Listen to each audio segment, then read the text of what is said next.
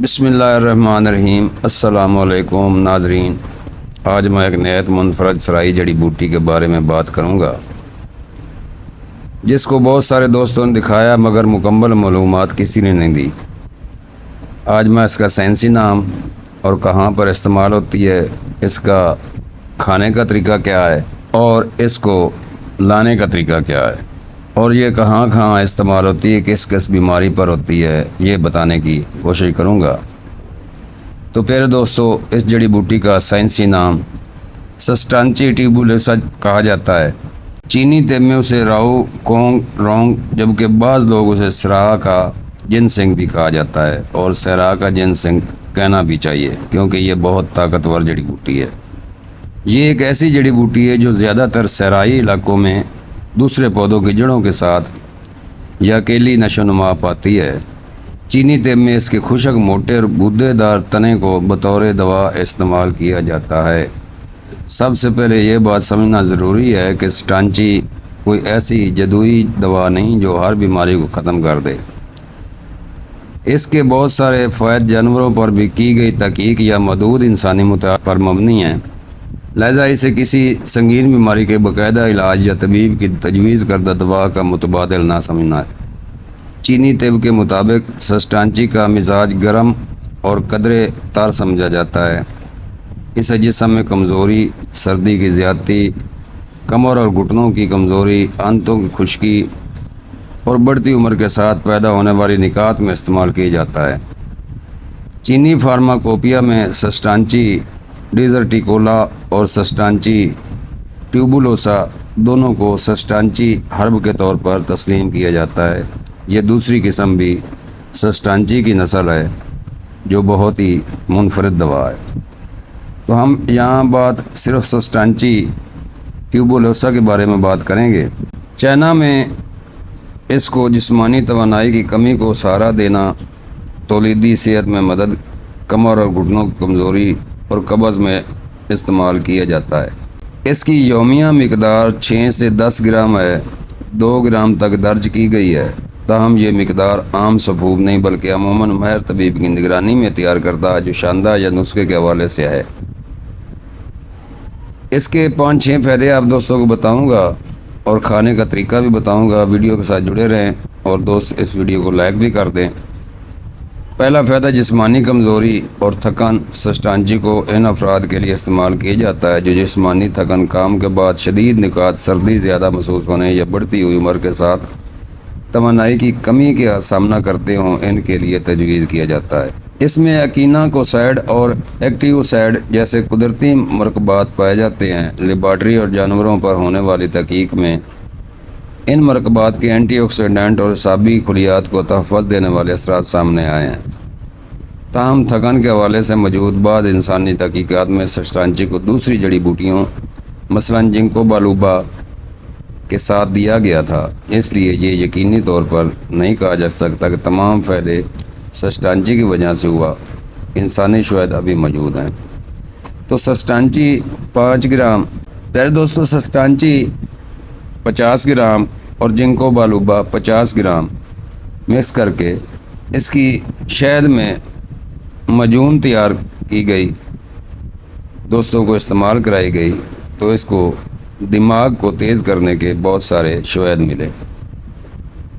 اس کا دوسرا فائدہ یادداشت اور ذہنی کارکردگی۔ سسٹانچی پر یادداشت، سیکھنے کی صلاحیت اور اعصابی صحت کے حوالے سے تحقیق کی گئی اور یہ نسخہ استعمال کرایا گیا۔ اس کے بعد اجزاء دماغی خلیات کو آکسیڈیٹو نقصان سے محفوظ رکھتے ہیں، لیکن ناظرین یاد رکھیں کہ الزائمر، ڈیمنشیا، پارکنسن یا یادداشت کی کسی باقاعدہ بیماری کا علاج خود سے سسٹانچی سے کرنا مناسب نہیں۔ زیادہ تر مثبت نتائج ابتدائی لیبارٹری یا جانوروں کی تحقیق کے ساتھ ہوئے ہیں۔ بڑے اور معیاری انسانی تجربات کی ابھی ضرورت ہے۔ اگر کسی شخص کو باتیں بھولنے، راستہ بھٹکنے، شخصیت میں تبدیلی یا روزمرہ کاموں میں مشکل ہے تو اپنے طبیب کے مشورے سے استعمال کریں، اس میں یہ گن پائے جاتے ہیں۔ تیسرا فائدہ قبض کا ہے۔ سسٹانچی کا سب سے معروف استعمال قبض پر کیا گیا ہے، خاص طور پر ایسے افراد جن کا پخانہ سخت ہو آنتوں میں خشکی محسوس ہو، زور لگانا پڑتا ہو اور قبض جسمانی کمزوری یا بڑھتی عمر کے ساتھ پیدا ہوئی ہو، اس میں اسے آنتوں کے نرم اور تر کرنے کے لیے استعمال کیا جاتا ہے۔ لیکن اگر قبض کے ساتھ شدید پیٹ درد، قے، پیٹ کا غیر معمولی پھولنا، پخانے میں خون، کالا پخانا، تیزی سے وزن کم ہونا یا کئی ہفتوں سے مسلسل قبض موجود ہو تو گھریلو نسخے استعمال کرنے کے بجائے اپنے طبیب سے معائنہ کروائیں۔ دست، پتلے پخانے یا پہلے سے کمزور معدے والے افراد سسٹانچی استعمال نہ کریں، کیونکہ اس کی آنتوں کو نرم کرنے والی تاثیر اسہال میں اضافہ کر سکتی ہے۔ بہت سے حوالوں میں پتلے پخانے والے افراد کو اس کے استعمال سے منع کیا گیا۔ چوتھا فائدہ پیارے دوستو مردانہ صحت کا ہے۔ چینی طب میں سسٹانچی کو مردانہ کمزوری، خواہش کی کمی، سرد مزاجی، کمر کی کمزوری اور تولیدی صحت کے لیے استعمال کیا جاتا رہا ہے۔ لیبارٹری اور جانوروں کے بعض تحقیقات میں تولیدی ہارمون، سپرم اور جنسی کارکردگی سے متعلق ممکنہ فائدے سامنے آئے ہیں، لیکن انسانوں میں مضبوط اور حتمی شواہد موجود ابھی تک نہیں ہیں، کیونکہ نئی جڑی بوٹی ہے، اس کو پاکستان میں بہت کم استعمال کیا گیا ہے۔ ابھی تک اس کا پورا نام کسی کو نہیں پتہ۔ مردانہ کمزوری ہمیشہ صرف طاقت کی کمی کی وجہ سے نہیں ہوتی۔ ذیابیطس، بلڈ پریشر، خون کی شریانوں کے مسائل، ہارمونز کی کمی، ذہنی دباؤ، تمباکو نوشی اور بعض ادویات بھی اس کی وجہ سے بن سکتی ہیں۔ اس لیے سسٹانچی کو ویاگرا یا کسی منظور شدہ طبی علاج کا متبادل نہ سمجھیں۔ مسلسل مسئلے کی صورت میں شوگر، بلڈ پریشر، ٹیسٹوسٹیرون اور قلبی صحت کا معائنہ ضروری ہو سکتا ہے۔ پانچواں فائدہ اس کا یہ ہے کہ کمر، گھٹنوں اور ہڈیوں کی کمزوری پر سسٹانچی کو کمر کے نچلے حصے کی کمزوری، گھٹنوں میں نکات اور بڑھتی عمر کے ساتھ پٹھوں اور ہڈیوں کی کمزوری میں استعمال کیا جاتا ہے۔ جانوروں و ابتدائی تحقیقات میں ہڈیوں کی میٹابولزم اور ہڈیوں کے نقصان پر بہت مفید اثر دیکھے گئے ہیں، لیکن اسٹیوپیوروسس کا علاج صرف اس بڑی جڑی بوٹی سے نہیں کیا جا سکتا۔ ہڈیوں کی کمزوری میں کیلشیم، وٹامن ڈی، مناسب پروٹین، دھوپ، ورزش اور ضرورت پڑنے پر طبیب کی تجویز کردہ ادویات زیادہ اہم ہیں۔ چھٹا فائدہ اس کا اینٹی آکسیڈنٹ اور مدافعتی نظام کو سہارا دینے والی بوٹی سمجھا جاتا ہے، لیکن قوت مدافعت بڑھانے کا مطلب یہ نہیں کہ یہ انفیکشن، ہیپاٹائٹس، کینسر یا کسی وائرل بیماری کا علاج کرتی ہے۔ کسی بھی بیماری میں معیاری طبی تشخیص اور علاج ضروری ہے۔ سسٹانچی کا سفوف کس طرح استعمال کرنا چاہیے، یہ میں بتاتا ہوں آپ کو۔ خالص شناخت شدہ اور معیاری سسٹانچی کے خشک تنے کو صاف کر کے باریک پیس لیں۔ بازار سے خریدتے وقت یہ یقینی بنائیں کہ جڑی بوٹی درست شناخت والی، پھپھوندی سے پاک اور کسی قابل اعتماد آدمی سے یا ادارے سے خریدی گئی ہے۔ عام صحت مند بالغ فرد کے لیے بطور متعارف گھریلو استعمال ابتدا میں تقریباً 1 گرام سفوف روزانہ 1 مرتبہ کھانے کے بعد نیم گرم پانی یا دودھ کے ساتھ لیا جا سکتا ہے۔ اگر معدہ اسے برداشت کرے تو کسی مستند حکیم یا تجربہ کار معالج کی مشورے سے مقدار 2 سے 3 گرام روزانہ تک رکھی جا سکتی ہے، مگر یہ خوراک بہت زیادہ ہے۔ 1 چائے کا چمچ ہر سفوف میں یکساں وزن نہیں رکھنا، اس لیے ڈیجیٹل ترازو سے مقدار ناپنا زیادہ محفوظ ہے۔ اسے کئی مہینوں مسلسل استعمال نہ کریں۔ ابتدا میں 7 سے 14 دن استعمال کر کے جسم کی کیفیت دیکھیں۔ کسی بھی بیماری کے لیے لمبا کورس صرف طبی مشورے سے کیا جائے۔ سفوف کن علامات میں استعمال کیا جاتا ہے؟ جسمانی کمزوری اور سردی زیادہ محسوس ہونے کی صورت میں اسے صبح یا ناشتے کے بعد استعمال کیا جاتا ہے۔ کمر اور گھٹنوں کی کمزوری میں اسے غذائی پروٹین، وٹامن ڈی اور مناسب ورزش کے ساتھ بطور معاون سفوفاً 1 گرام استعمال کیا جا سکتا ہے۔ مردانہ کمزوری یا خواہشات کی کمی میں بھی استعمال کیا جا سکتا ہے، لیکن اس صورت میں بیماری کی اصل وجہ معلوم کرنا ضروری ہے۔ قبض میں سسٹانچی کا سفوف رات کو نیم گرم پانی کے ساتھ استعمال کیا جا سکتا ہے۔ ابتدا صرف 1 گرام سے کریں، کیونکہ زیادہ مقدار سے پیٹ میں گڑبڑ یا دست آ سکتے ہیں۔ سسٹانچی کا قہوہ بنانے کا طریقہ۔ قہوہ بنانے کے لیے سسٹانچی کے خشک باریک کٹے ہوئے ٹکڑے استعمال کرنا سفوف کے مقابلے میں بہتر رہتا ہے۔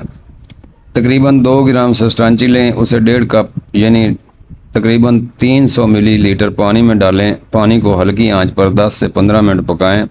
جب پانی تقریباً 1 کپ رہ جائے تو اسے چھان لیں۔ ذائقے کے لیے معمولی مقدار میں شہد شامل کیا جا سکتا ہے، لیکن شہد اس وقت ڈالیں جب قہوہ پینے کے قابل نیم گرم رہ جائے۔ ذیابیطس کا مریض شہد شامل نہ کریں، پہلی مرتبہ صرف آدھا کپ استعمال کریں۔ اگر کوئی منفی اثر نہ ہو تو روزانہ 1 کپ سے زیادہ استعمال نہ کریں۔ چینی فارماکوپیا میں پوری جڑی بوٹی کے جوشاندے کے یومیہ مقدار 6 سے 10 گرام بیان ہوتی ہے، مگر یہ مقدار عموماً بہت زیادہ ہے کسی ماہر کے نسخے، مریض کے مزاج اور دوسری جڑی بوٹیوں کے امتزاج کے مطابق ہوتی ہے۔ گھر میں خود سے زیادہ مقدار استعمال کرنا مناسب نہیں۔ یادداشت کے لیے سسٹانچی 50 گرام، جنکو بالوبا 50 گرام سفوف کر کے 1000 ملی گرام کیپسول بھر لیں۔ قبض میں قہوہ رات کو کھانے کے 1 سے 2 گھنٹے بعد پیا جا سکتا ہے۔ جسمانی تھکن اور سردی کیفیت میں اسے صبح ناشتے کے بعد لیا جا سکتا ہے۔ خالی پیٹ استعمال کرنے سے بعض افراد کو معدے میں تکلیف ہو سکتی ہے۔ کمر اور گھٹنوں کی کمزوری میں قہوہ دن میں 1 مرتبہ بطور مشروب کی طرح استعمال کیا جا سکتا ہے، لیکن درد، سوجن یا اعصابی مسئلے کا باقاعدہ علاج ضروری ہے۔